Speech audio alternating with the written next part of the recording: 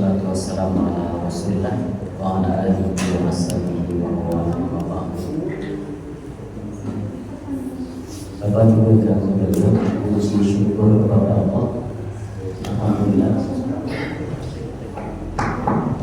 Salawat dan salam semoga Rasulullah kita Nabi Muhammad sallallahu alaihi wasallam. Ketiga, sebelum ke materi, ada pertanyaan terkait di mazhab Syafi'i, bagaimana kalau ada imam yang bacaannya rusak sementara makmumnya itu sah atau tidak? Makmumnya kalau bacaannya lebih baik dan dia tahu salah, maka khusus makmum itu batal. Kalau yang lain tidak apa-apa. Yang sama-sama makmumnya, yang sama-sama bacaannya dari imam, kodoh-kodoh rusak, itu tidak apa-apa. Tapi makmum yang bacaannya lebih baik itu batal. Saya imami, bacaan saya rusak. Di belakang saya ada Ustaz Arif batal. Karena bacaannya lebih baik. Tapi kalau makmumnya ternyata bacaannya rusak seperti saya, ya sah semua.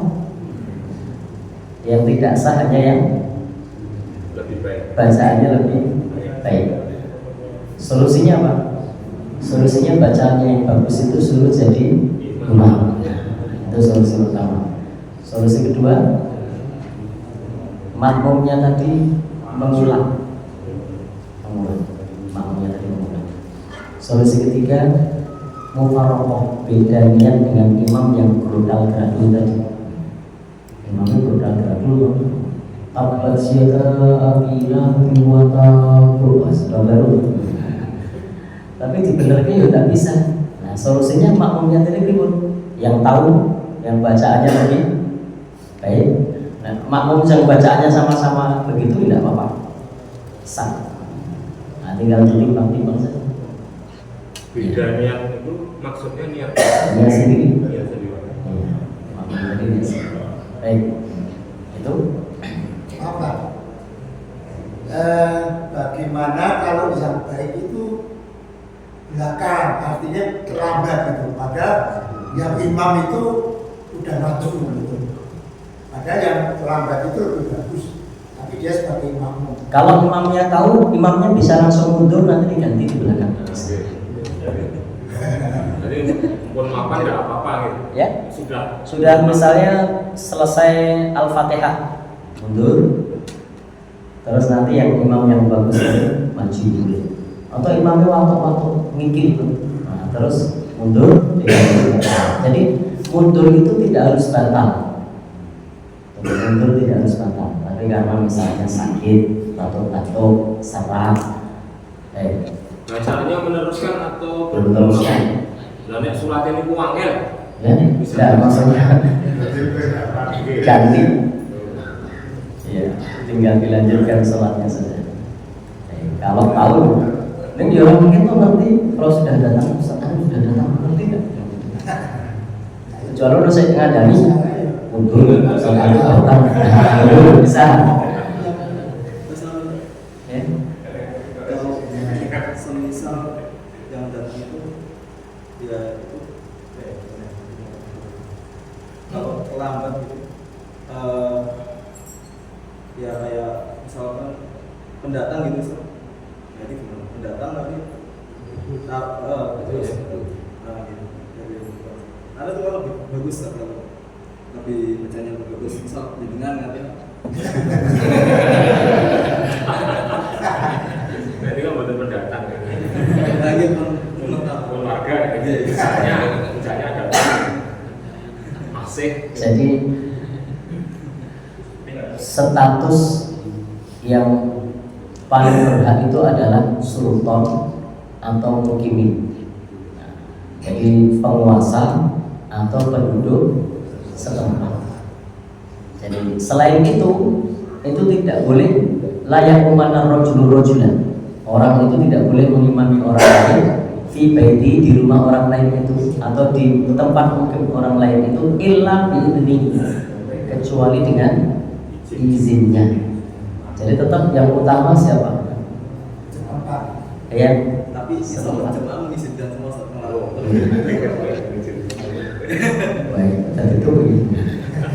Baik, jadi begitu. Jadi statusnya kalau pendatang itu hanya mubah, boleh. Itu pun kalau diizinkan. Kalau tidak diizinkan, jadi tidak boleh.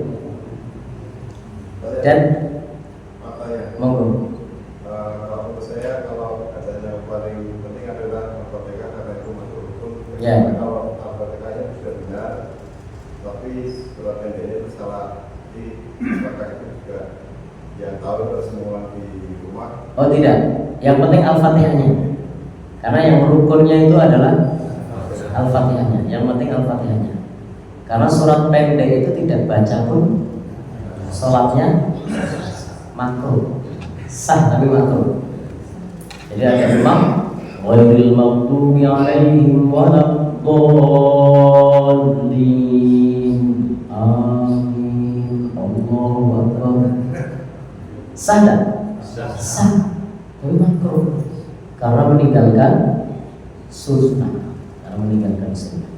Lalu baca surat pendek itu sunnah. Tapi sama maka tadi andai ada imam yang Al-Fatihahnya sudah benar tapi yang surat lainnya itu dalam tanda petik kacau, maka sholatnya masih sah. Nah, kalau saya pribadi biasanya pedoman saya pakai dalil umum. Kalau pedoman saya, kalau tadi kan kita sampaikan di kalangan ulama Syafi'iyah. Nah, kalau yang pedoman saya pribadi itu a'immatukum yusalluna bikum walahum fa in asabu falakum walahum fa in akhtau falakum wa alaihim. Saya biasa pakai imam itu adalah pemimpinmu. Kalau imam itu benar, pahalanya untuk imam dan makmum. Kalau imamnya keliru, dosanya untuk imam, pahalanya untuk makmum. Saya pakai ini. Sehingga meskipun bacaan imam saya itu tim gerak dulu, tidak peduli, yang penting saya ikut imam. Karena kalau berpahala, pahalanya untuk imam dan makmum. Tapi kalau dosanya untuk imam, pahalanya untuk makmum. Jadi makmum itu memang paling enak. Mungkin hadis ini pula yang mendasari imam-imam di sini datangnya suka telat. Baik. Jadi imamnya di sini siapa saja? Pak Arif, Pak Muslim, Pak Arifi.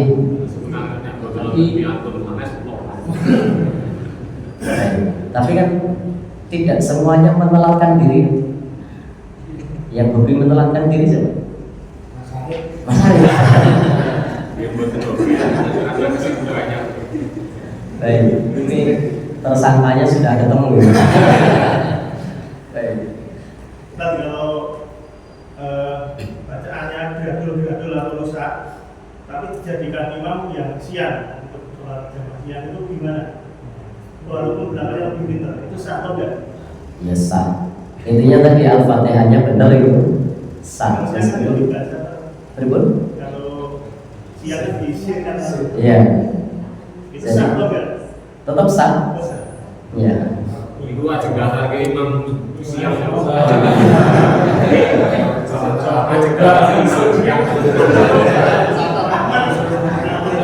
Mungkin mau daftar imam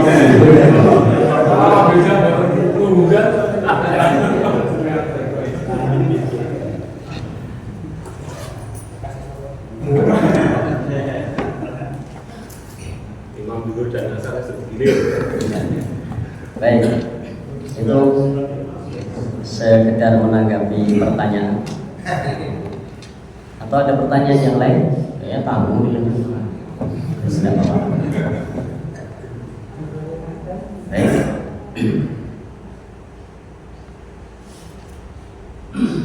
Kita baca lagi.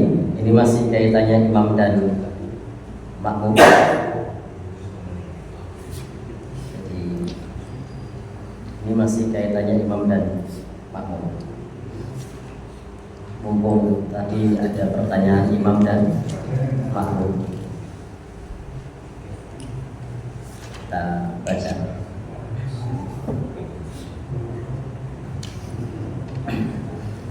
Dua orang sudah dianggap jamaah, salah satunya anak-anak atau perempuan. Jadi berjamaah itu meskipun dengan anak-anak tetap terhitung berjamaah, meskipun anak-anak. Yang penting anak-anaknya tadi terkondisi. Pas kita takbir Allahu Akbar melayu. Maka selama dia terkondisi sampai akhir, meskipun dengan anak-anak terhitung berjamaah. Ali bin Abbas dari Ibnu Abbas qala berkata, "Bintu 'inda khalati Maimunah." Aku menginap di rumah bibiku Maimunah. Faqama Nabi sallallahu alaihi wasallam, maka Nabi sallallahu alaihi wasallam yusalli minal lail, salat malam. Faqumtu usalli ma'ahu, maka aku berdiri salat bersama beliau. Faqumtu an yasarihi, aku berdiri di sebelah kirinya. Fa'akhadha bi ra'si, maka Rasul mengambil kepalaku, maksudnya menarik kepalaku. Jadi kepalanya ditarik. Faqamani an yaminihi, lalu menempatkan aku di sebelah kanannya. Ini contoh bagaimana Ibnu Abbas saat itu masih kecil berada di sebelah kiri Rasulullah, kemudian ditarik di sebelah kanan. Ini menunjukkan kalau kita jadi makmum, makmumnya di sebelah kanan, boleh ditarik. Kalau Rasul tadi mencontohkan yang ditarik kepalanya, kalau di sini jangan.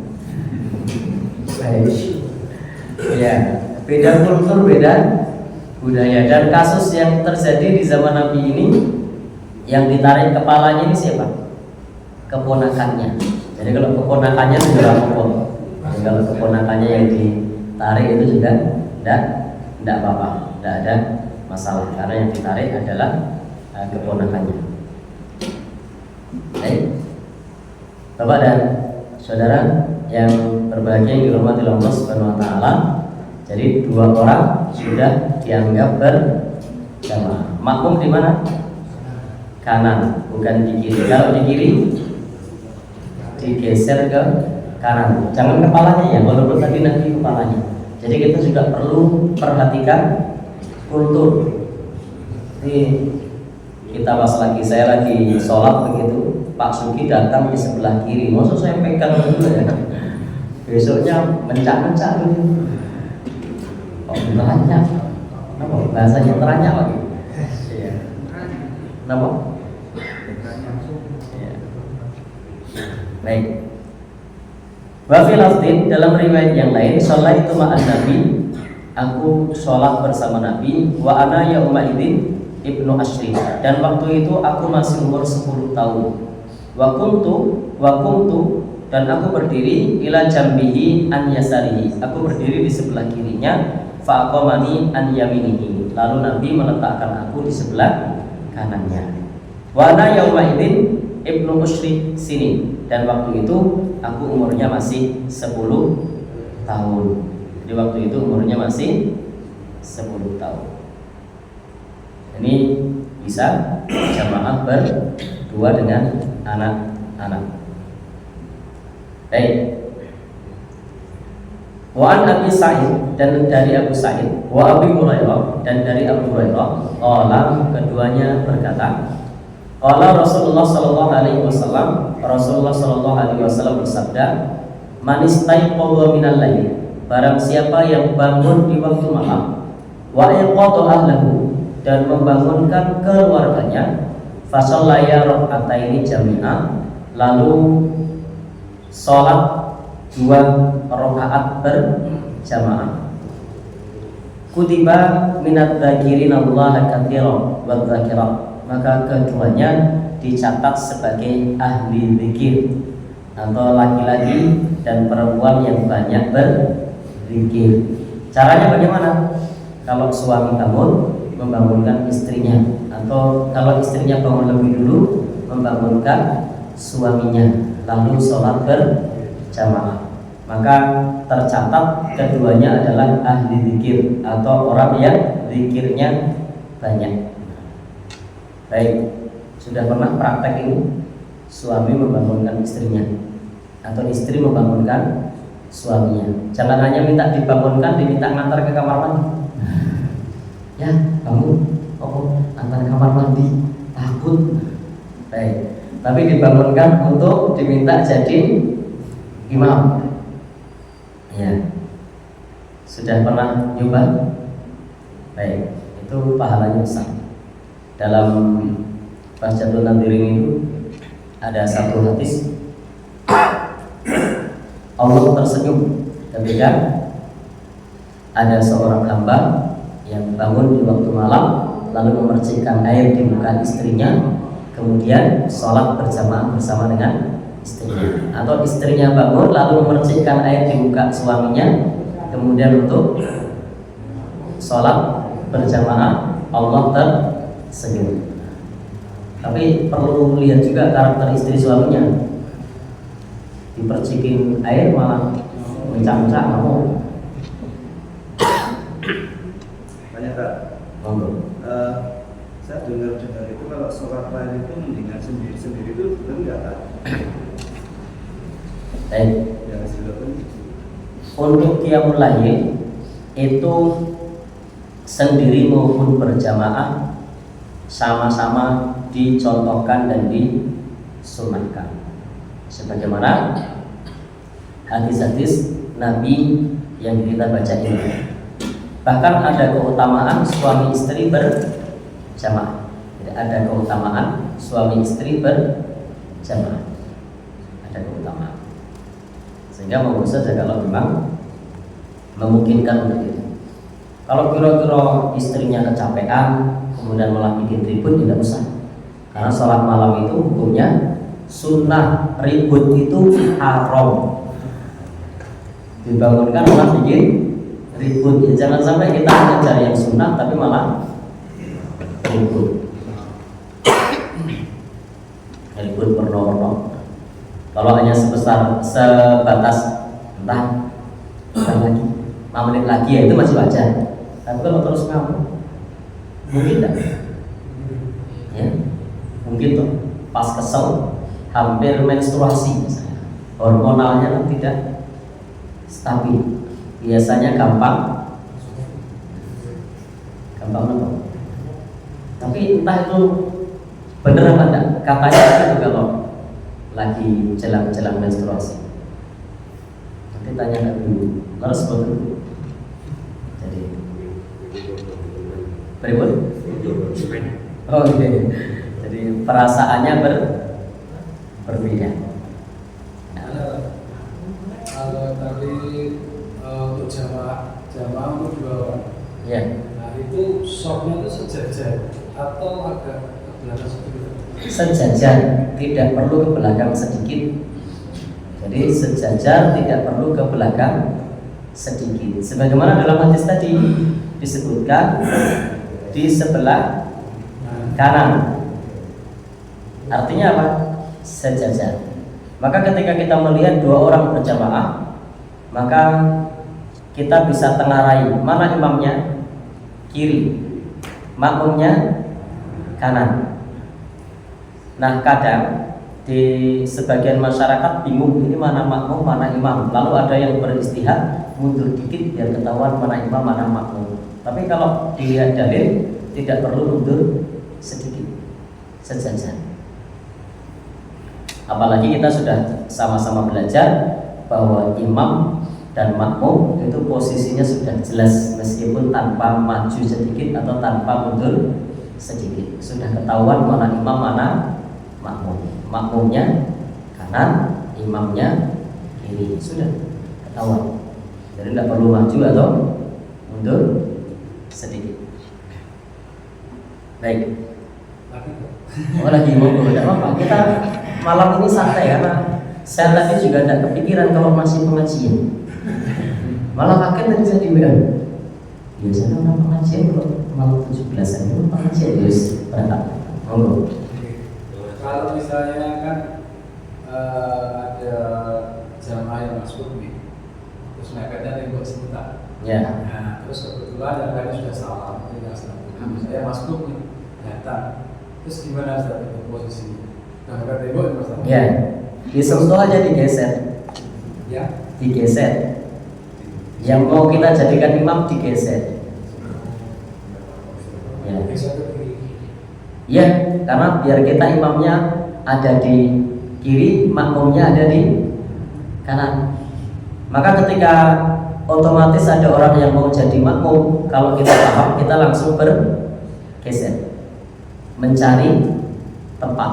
Bahkan orang yang sudah selesai sholat tadi, karena tahu ada yang mau jadi makmum, dia akan memberi ruang, kecuali orang ngaji, itu beda. Tapi kalau udah ngaji, insya Allah akan memberi ruang. Baik, jadi tidak mengapa di dalam sholat itu bergeser ke kanan, bergeser ke kiri, maju ke depan, itu tidak membatalkan sholat selama itu gerakan yang dibutuhkan. Termasuk kalau ada soft depan yang kosong karena batal, itu belakang hendaknya taqaddum, maju. Jadi taqaddum ila makanil fadil, maju ke tempat yang lebih utama itu dianjurkan, disyariatkan. Bukan depan kosong dibiarkan. Jadi berjalan saat kita sedang sholat untuk mengisi soft di depannya yang kosong itu tidak membatalkan sholat, bahkan itu termasuk masyru' di syariat. Silahkan saja kalau biasanya begitu pada. Jadi bukan yang kanannya. Ribut? Yang kanannya nggak geser, tapi yang belakang maju. Itu mau kanan mau belakang sama nanti. Kalau nanti yang kanan yang maju, nanti sana kosong juga, belakang maju juga. Ya. Kalau di sini yang belakang maju, nanti yang belakang sana juga akan geser juga. Jadi sama. Karena semua nanti kalau misalnya softnya ada 5 kan semua maju. Yang paling belakang kan nanti geser juga untuk merapatkan. Jadi tinggal berlomba-lomba saja mana yang lebih cepat. Karena prinsipnya adalah kita diperintahkan untuk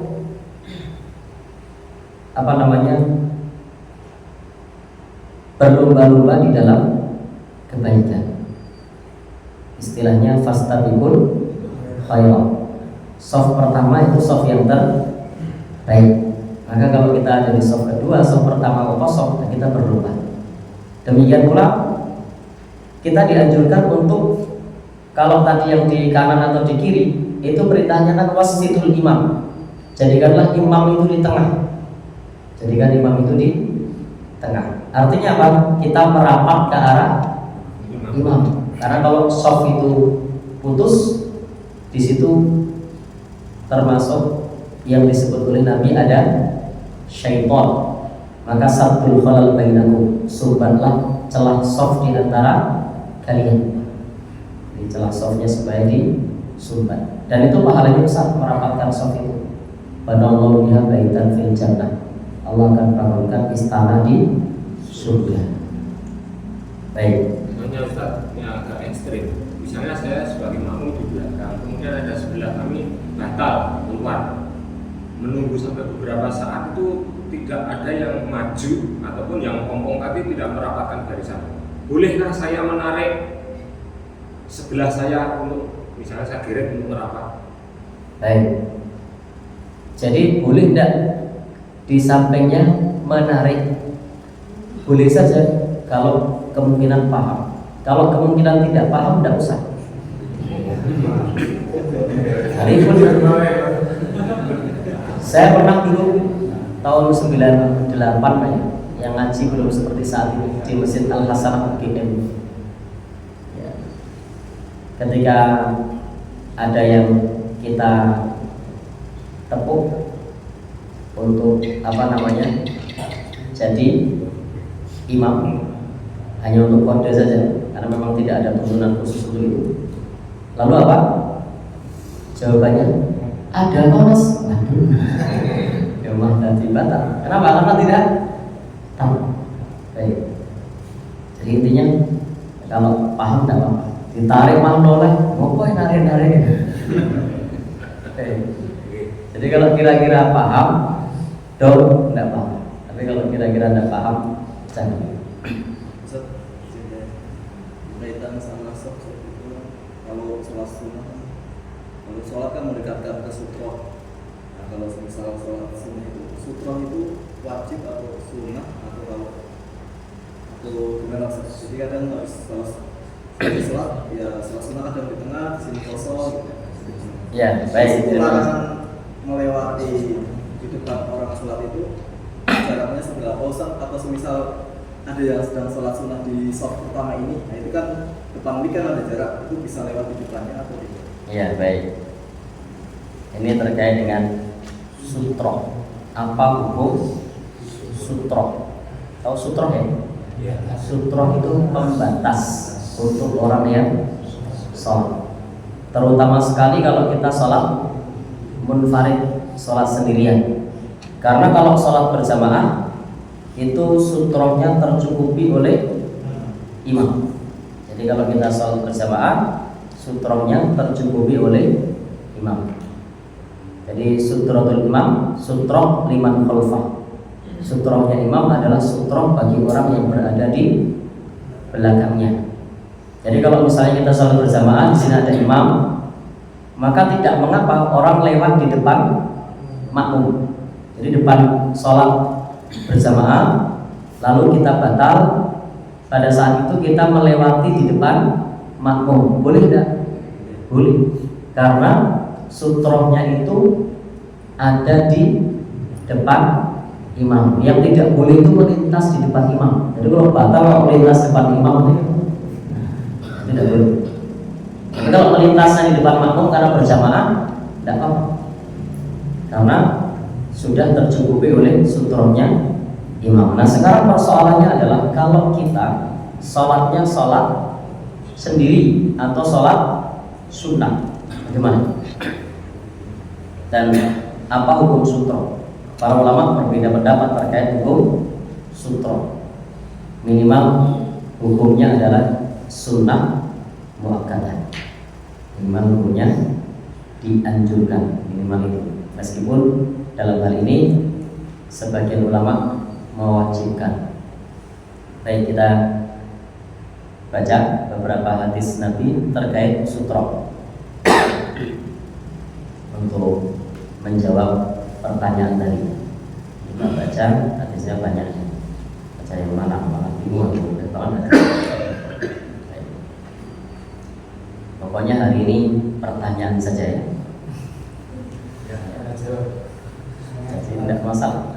Karena ini edisi malam 17 Agustus yang saya pikir libur kok masuk.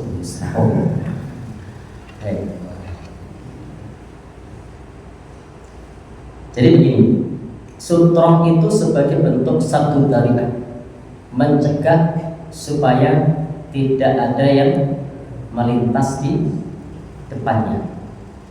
Nah kalau ada yang melintas, kata Nabi, falyadfa'hu, dicegah. Kalau ternyata dia enggan, kata Nabi, falyuqatilhu, perangi dia.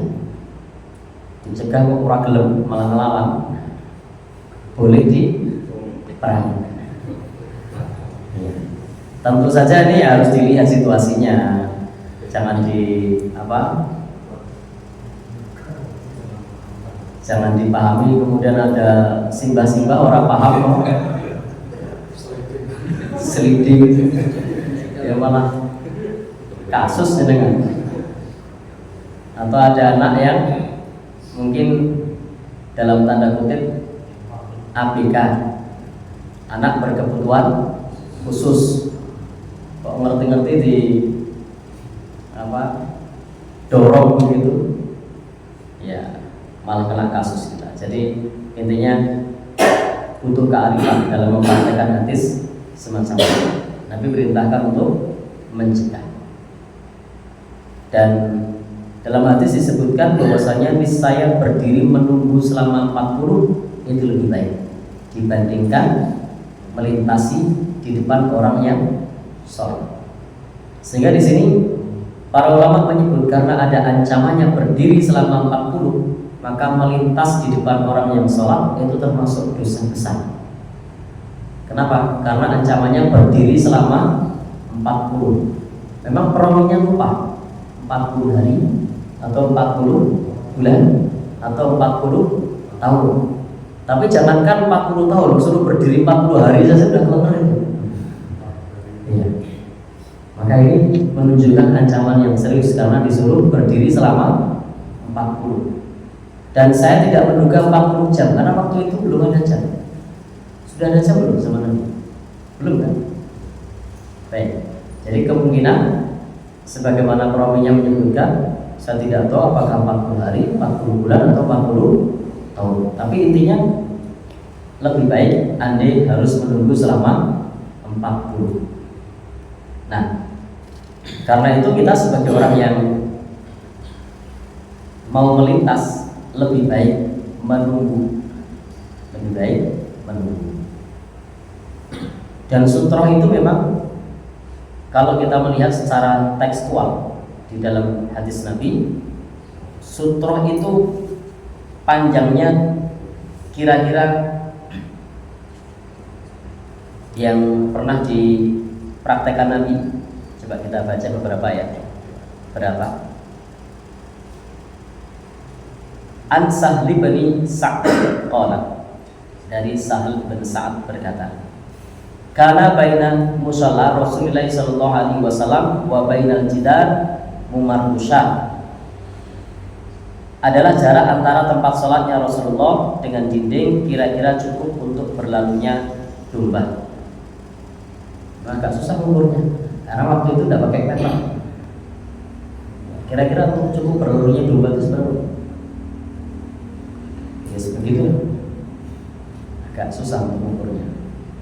Kemudian juga wafi hadisi, dan dalam hadis Bilal, anna Nabi sallallahu alaihi wasallam, bahwa Nabi sallallahu alaihi wasallam dakhalal Ka'bah, masuk ke dalam Ka'bah.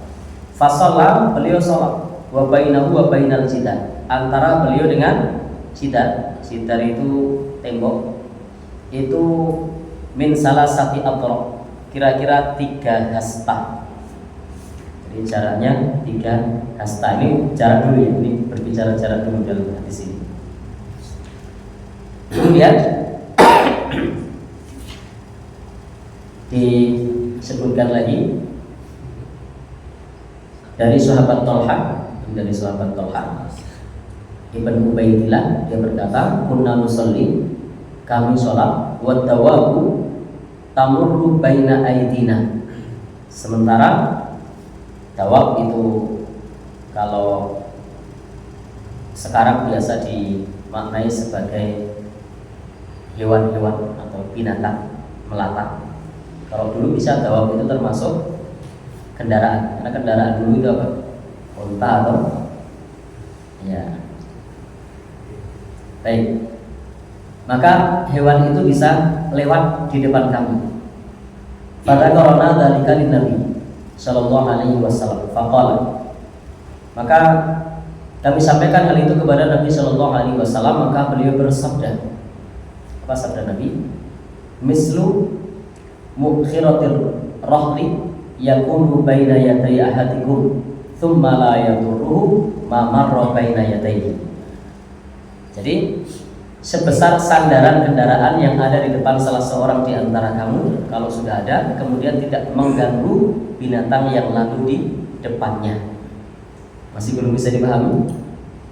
Ya, masih belum bisa karena tidak pakai meteran. Saya pun tidak tahu sandarannya ini panjangnya berapa. Jadi, karena satuannya waktu itu tidak pakai satuan meter seperti saat ini. Bahkan untuk memahami sholat duha pun Nabi menyebutkan matahari naik setinggi tombak. Itu tombak SP. Baik. Jadi intinya jarak yang cukup untuk kita sujud. Kemudian hadis yang lain ini lebih jelas di sini. Dari Abu Hurairah, dari Nabi Shallallahu Alaihi Wasallam bersabda, "Idza shalla ahadukum falyaj'al tilqa'a wajhihi syai'an, fa illam yajid falyansib asa." Apabila kamu hendak sholat, maka hendaklah meletakkan sesuatu di depannya. Kalau tidak ada, hendaknya ia tancapkan tongkat. Jadi kata Nabi, hendaknya kita letakkan sesuatu di depan kita. Kalau tidak ada, maka letakkan tongkat. Fa'ilam yakun ma'ahu asok, kalau tidak ada tongkat, maka fal yahutu hatton. Jadi kalau tidak ada tongkat, maka garislah sebuah garis. Garislah sebuah garis. Jadi ternyata tidak ada tongkat, maka apa? Garislah sebuah garis.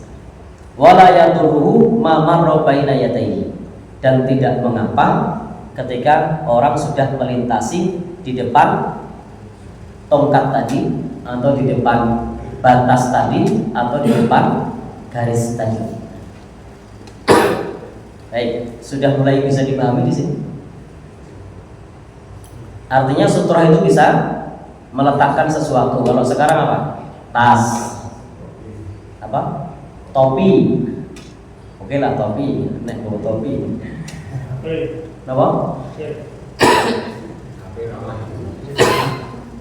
Kalau HP, iya. Baik, HP soalnya ya. Jadi kalau tidak ada, maka buatlah garis. Kenapa buatlah garis? Karena orang sholat saat itu di tanah, sehingga memungkinkan untuk di garis. Coba jangan nonton itu garis, protes tak ngerti. Coba sih garis-garis semua. Baik. Maka dalam situasi posisi darurat, maka sutroh itu boleh hanya berupa garis sebagai tanda, dan tidak mengapa kalau sudah melewati tongkat tadi. Jadi ada orang sholat di sini sudah ada tongkat, maka melewatinya bukan di tempat sujudnya, tapi di depan tongkatnya tadi, atau di depan tandanya tadi, atau di depan garisnya tadi. Baik. Dan memang idealnya apa? Idealnya sesuatu yang terlihat. Garis tadi Nabi mengatakan kalau tidak menemukan yang lain, maka bisa dengan membuat garis. Artinya ada sutroh ideal, ada sutroh darurat. Baik. Sutroh yang ideal apa? Dinding ideal, tiang masjid ideal, atau ini apa namanya, bukan ini yang untuk tripod, nah itu ideal, kelihatan. Tas kelihatan. Tapi ada pula yang sifatnya darurat, yang pusat jatah roh. Ya ini maksudnya sutroh tapi darurat, karena masih mungkin dilewati dan masih mungkin orang yang sujud tadi melebihi karpet, karena karpet ini tidak standar orang sujud. Atau ini yang standar apa belum? Sudah? Untuk sini sudah. Ini sudah. Yang ini sudah, yang sana belum? Oh ya. Jadi, karena kalau yang belum standar sutroh, belum standar sujud, itu ada yang sujudnya melebihi sajadah, melebihi karpet. Ya. Gimana Pak? Siapa yang biasanya melebihi karpet? Tapi kalau ini sudah standar atau tidak? Kalau yang belakang belum standar ya belakangnya? Oh dua, ini belum standar. Baik. Maka bersyukurlah orang seperti saya yang minimalis, tingginya tidak terlalu tinggi, dengan karpet baik yang depan maupun belakangnya cukup Pak. Tapi bagi yang tinggi-tinggi itu biasanya kurang. Nah kalau ternyata kurang, pada saat kita sholat di karpet ini, kita sholat berdiri, kemudian kita ingin melintas, kita sudah berpikir saya melewati di depan sutroh, nah diinjaklah di depannya tadi. Ternyata pas sujud belum, malah belum sujud. Baik. Sehingga disinilah bagi kita kalau mau pakai sutroh, khususnya pas sholat sendiri, itu bisa merapat ke tembok, dinding, atau letakkan penanda, atau kalau memang darurat ya pakai sajadah tadi tapi agak mundur supaya nanti Kalau kita sujud tidak melebihi apa namanya? Ya, tidak melebihi karpet. Wa Miqdad ibn al-Aswad, dari Miqdad ibn al-Aswad, annahu qala, bahwasanya beliau berkata, ma ra'aitu Rasulullah sallallahu alaihi wasallam, tidaklah aku melihat Rasul sallallahu alaihi wasallam ila udin wala amudin wala syajaratin illa ja'alahu ala hajibihi al-aisani al-awil aimani wala yasmudu ilaihi somdan.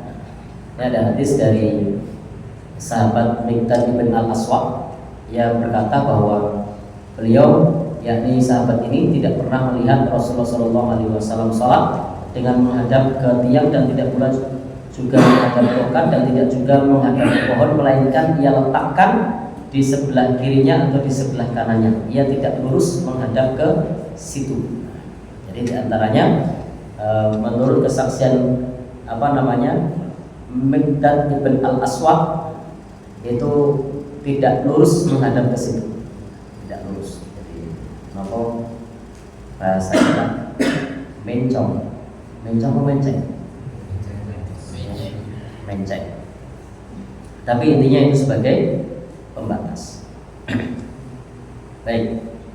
Wa Ali bin Abbas, dan dari sahabat Ibnu Abbas, anna Nabi sallallahu alaihi wasallam shalla fi qada'in laisa baina yadayhi syai'.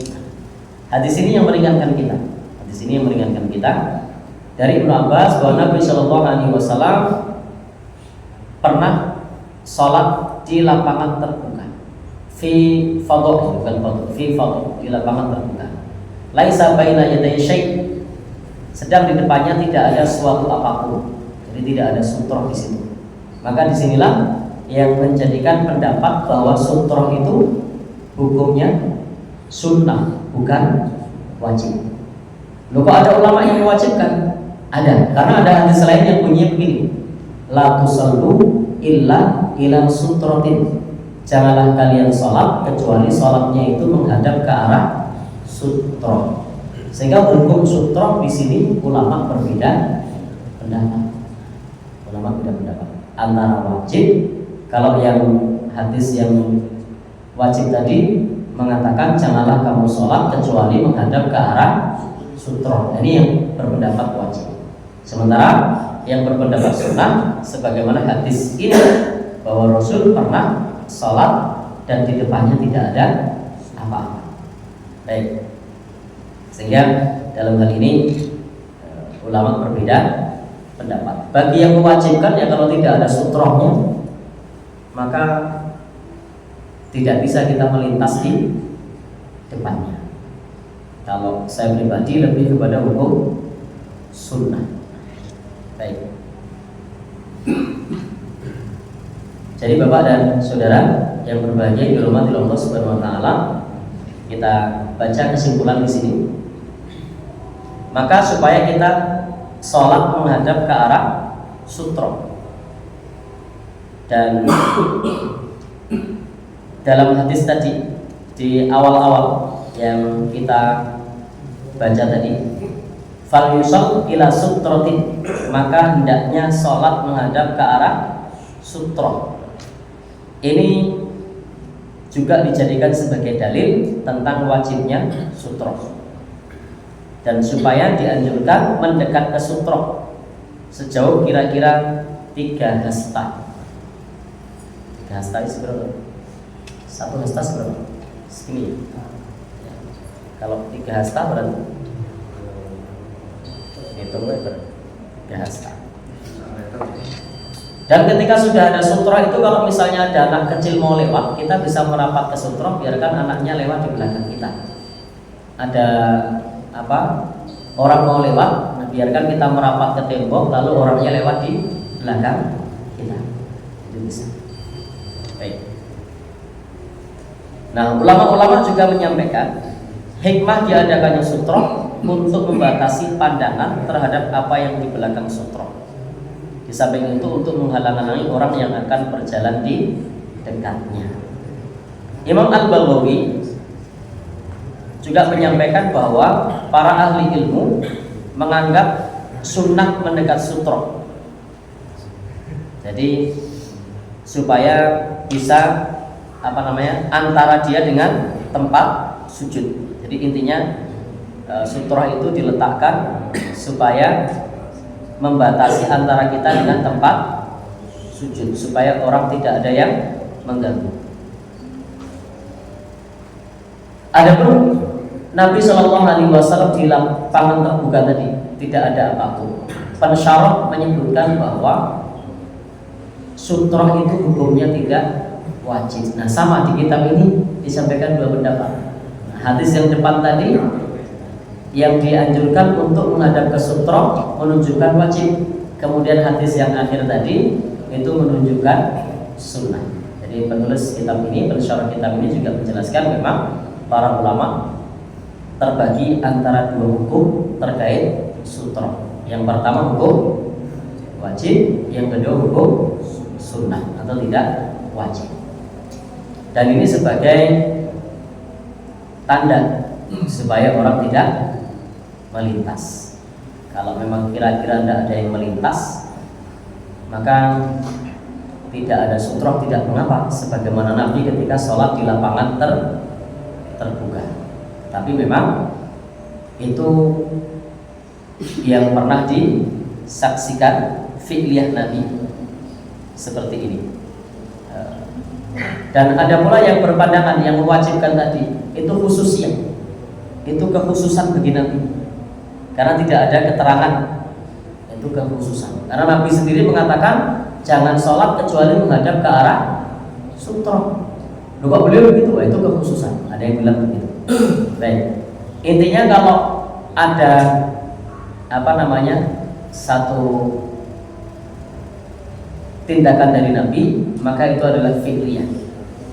Kalau ada perkataan Nabi itu qauliyah. Qauliyah lebih didahulukan daripada fi'liyah. Maka lebih kepada hukum, kita ambil jalan tengah, lebih kepada hukum sunnah muakkadah. Kalau kita mau menggunakan sutroh, dan sutroh yang dianjurkan yang terlihat. Jadi yang terlihat. Contohnya apa tadi? Sesuatu, tidak disebutkan apa sesuatunya. Yang kedua, tongkat. Yang ketiga, kalau darurat, garis. Baik. Jadi sutroh bisa bermacam-macam. Cukup? Masih bingung? Baik. Di sini biasanya sutroh hukumnya apa? Wajib apa sunnah apa? Malah orang tahu. Ya. Baik. Nah, baiknya kalau sholat sunnah merapat ke depan sama. Ya, sebaiknya kalau sholat sunnah itu merapat ke sutroh, misalnya dinding. Kalau tidak dinding ya merapat di depannya. Sutroh boleh orang yang sedang sholat. Jadi sholatnya ini ada orang sholat, nah kita ke depannya, ke belakang orang yang sedang sholat tadi. Jadi sutrohnya orang yang sedang sholat. Amping-amping. Gimana Pak? Amping-amping. Ya, amping-amping. Jadi sutrohnya orang yang sedang sholat atau orang yang sedang duduk. Jadi di sini kan ada sudah mepet dinding. Lalu belakangnya bisa sutrohnya orang yang di depannya, itu bisa. Kalau di sana itu nggak bisa berarti. Jauh. Harus maju. Jadi nggak bisa lewat kalau di sholat. Gimana? Boleh lewat di depannya. Kalau saran saya mepet aja ke dinding sini kalau mau sholat sunnah, biar aman. Khawatirnya nanti ada orang yang melintas. Tidak mengapa. Jadi pas mau sholat sunnah maju. Karena salah satu sholat sunnah itu apa? Sunnahnya lifasli baina sholatil fardhi was sunnah. Dipisah antara sholat wajib dan sholat sunnah. Jadi cara pisahnya bagaimana? Geser, intikal. Maka bisa gesernya ke depan.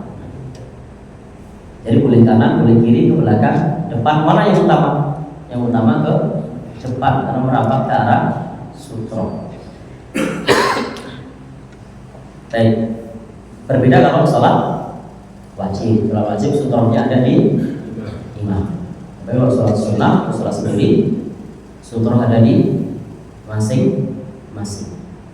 Jadi tidak aneh ya Ustaz besok kalau sunat yang merapat ke dinding karena harus ngaji gitu. Oh iya betul. Ya karena kadang-kadang kan ada orang aneh orang kenapa selalu mepet ke dinding ya.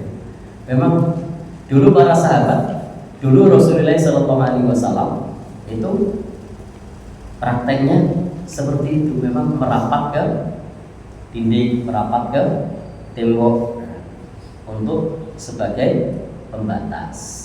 Baik, cukup ya?